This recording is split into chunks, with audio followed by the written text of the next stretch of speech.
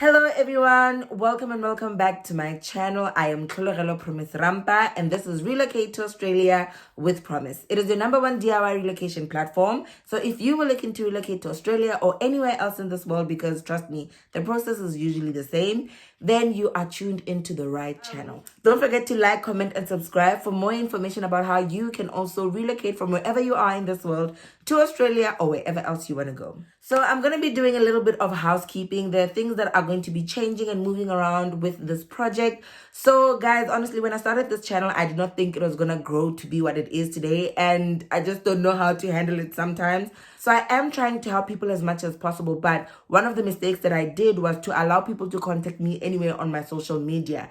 And that can sometimes be a problem because I get messages on your LinkedIn, Messenger, on Instagram. And sometimes it becomes very difficult for me to manage. So I was thinking, if I could have a WhatsApp group to then have communications with people. But the WhatsApp group is not really going so well because we're not really engaging as I wish we would. And there are a lot of people who are requesting to be on it. But my biggest fear is that I might open another group and then we might not get the results that we were looking for. I'm thinking of moving conversations to the Facebook group that is associated with this channel, which is Relocate to Australia with Promise on Facebook. It is a protected group, so I think it is private. I'm not too sure how to manage it, but I'm gonna learn. So even if you're gonna be sending me a message on any of my social media platforms, I do ask people permission to post their questions on Facebook. Then we can have conversations there. So whoever who will be joining in can then see the conversation and still ask questions, and we would be able to discuss it. At least with Facebook, we're able to put in links for websites that will be useful to us. So I'm hoping that that will help with the whole situation. So let's try out the Facebook and see how it's going. So for people who are requesting to be on the WhatsApp group, I'm still going to be continuing with the WhatsApp group that I had at this point in time, but I'm not going to be opening it up for anyone else. We're going to be moving to Facebook. So yeah, we'll see how that goes and I'll update you guys on how that's going. Okay guys, so I've got an audience, I've got my kids with me. So if you hear any papers flipping and all of that, I'm trying to keep them busy. Let me show you. Say hi. Hi. Toby, say hi. And this one, hello Tolu. And this one, okay. Okay, with that out of the way, let's get into the business of the day. Today I'm going to be discussing 5 main steps for migrating to Australia as a skilled migrant, okay? So when I'm talking about skilled migrants, I'm talking about people who have a certain skill, knowledge, or qualification or level of experience in a certain field, and they're able to use their skills in another country. So as we all know, Australia is one of those countries that really do thrive from migration. So they're always looking for people who are able to grow their country. So for some of you guys who have watched my other videos, you will know that me and my husband have migrated from South Africa to Australia. My husband is a vet and I am a social worker. So we had to then get visas that allowed us to have working and staying rights in here. So I have explained that we came on a TSS visa, but later on got a PR visa. So we could have not gotten those visas if we did not have the skills that Australia wanted, okay? So this is the thing that happens, guys. Now, I get a lot of people who ask me, where do I start with this whole process? And I feel like I do have videos that explain that,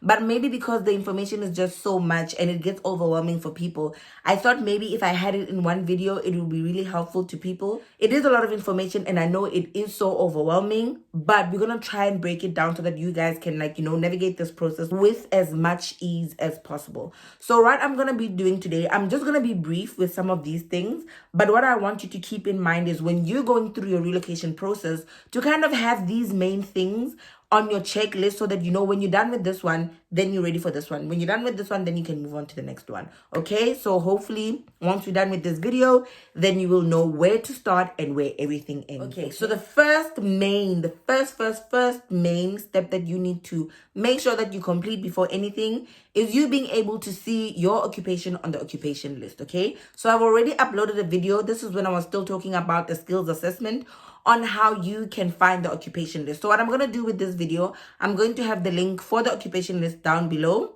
so that you guys can then go onto it. It's really straightforward. And I will also link down below the video that talks about the skills assessment so that you guys can then follow what I was doing on the computer. The other thing that, guys, I forgot to do in the beginning is to put a disclaimer that I am not a migration agent. I have done this whole process myself, so I'm just giving you general information about things that you can find on the Australian Home Affairs website. So yes, you can go on the Australian Home Affairs website where you will find the occupation list. To make it easy for you, I will have it on the description down below. So once you find the occupation skills, the occupation skills list, yes, the skilled occupation list. Once you find it, you need to then look to see if they do have your skills there. They've got a lot of skills. There are some that come and go. Once you have located your skill, then you look at how many visas you can apply for, right? The good thing about the website now is that it has made things much more easier. When I was using it, it was very difficult for us to kind of like get the information that we wanted. But now you're able to see how many visas you can apply for.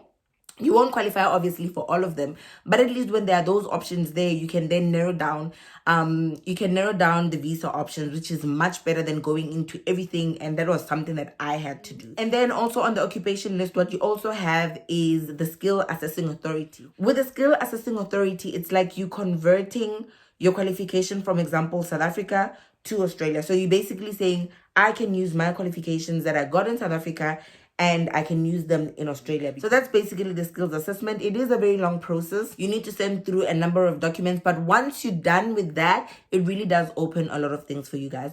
So the main thing that you need to understand about step number 1 is for you to find your occupation on the skilled occupation list, right? Look at the visas that you can qualify for. And then look at what skill assessing authority would you have to contact, because you really do have to contact them. Sometimes it is to get information or to clarify something. Hopefully they do give you the information that you need before you actually get on to doing your skills assessment. So the second main thing you need to do in order to migrate to Australia, sometimes you might have to write an English test, right? I have explained this briefly in my other videos. The English test can come in various stages of the migration process. Sometimes for other people, they would request an English test during the skills assessment. For me and my husband, we didn't have to do that, but I had to consult with my assessing authority to see if, do I really need to write the English test? And they're like, no, you can get away with just providing a letter from your school. I'll go into it when we talk about the English test later, but I did not have to write the English test, which was good for me because with the English test, it does expire. So if you write it in the beginning and then it expires before you actually apply for your visa, then you're going to have to go sit again for it and write it again.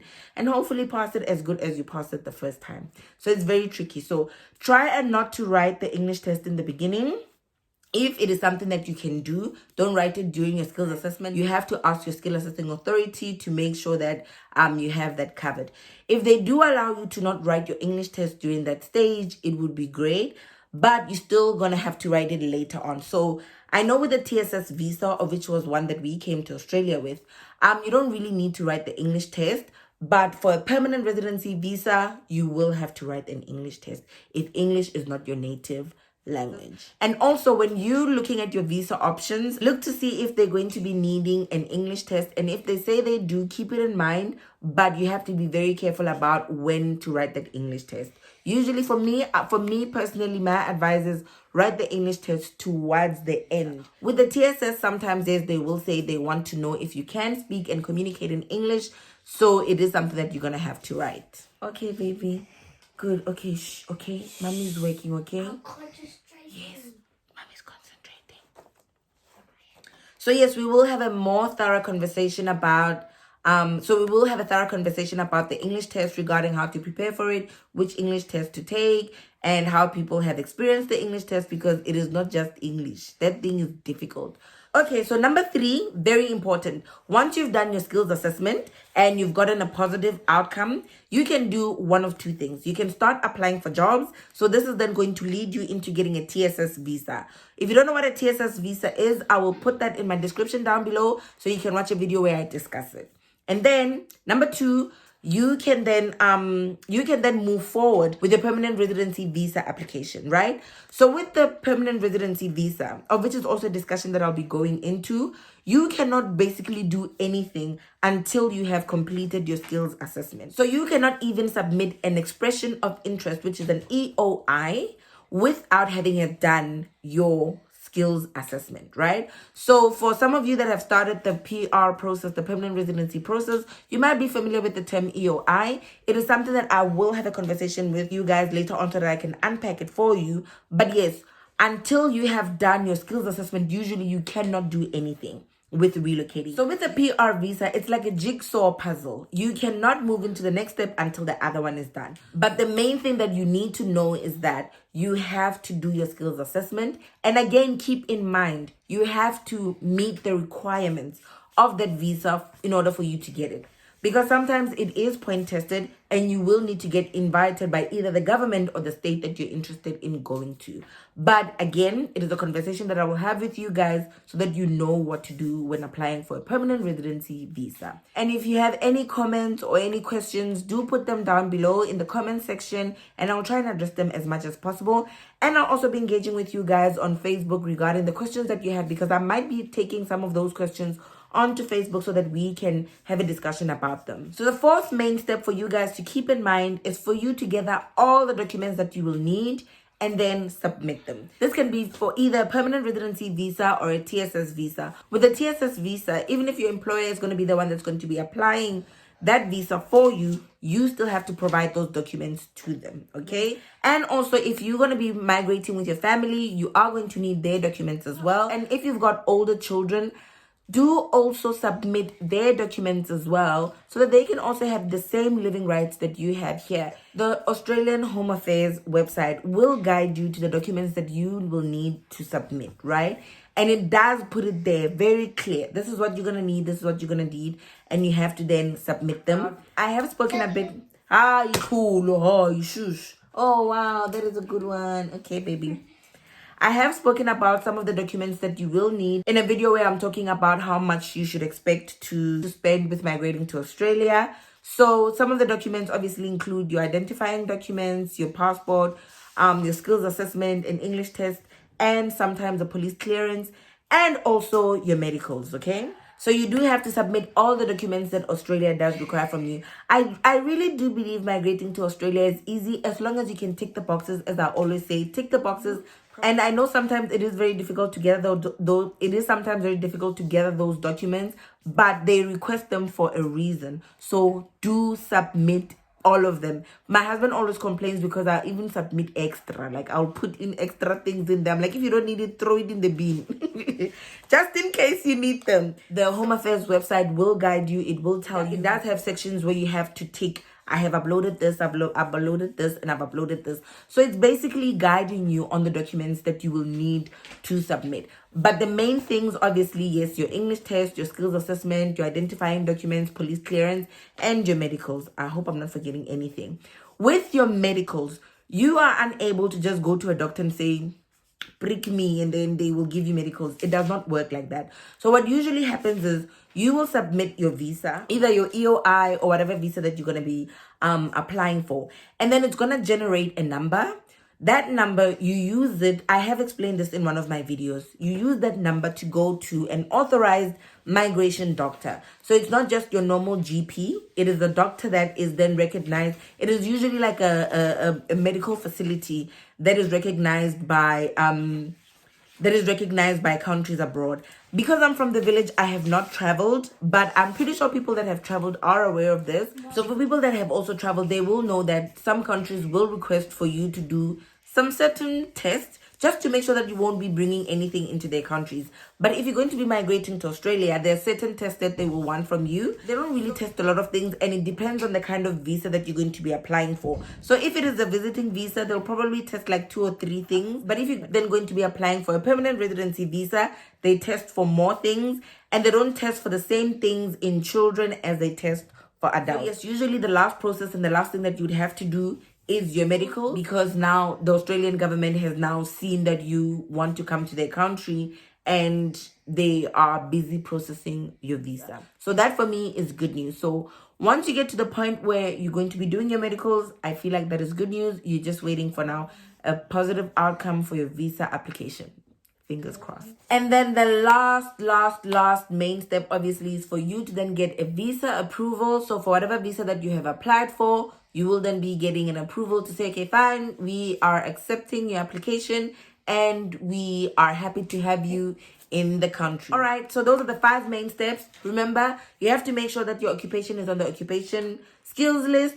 You have to make sure that you do qualify for whatever visa available. After you've made sure that you do qualify for that visa, then you move on to doing your skills assessment. You get a positive outcome. You can start looking for jobs. Sometimes you can start looking for a job before you actually get a positive skills outcome. But the problem is if you do secure a job and you don't get a positive outcome, company might not be happy. Then also with your skills assessment, it opens you up to the next stage of your permanent residency visa. You cannot do anything until your skills assessment comes out positive. You have to write an English test, gather all the documents that you will need, your police clearance, your English test, your skills assessment, your passport, certify whatever that needs to be certified, upload your documents. The Australian Home Affairs website will guide you as to which documents you will need, because unless you have ticked that box, you cannot move to the next stage. And make sure that you do tick all those boxes so that you increase your chances of getting a positive outcome for your visa application. So after everything is done, Australia now knows that you want to come to the country.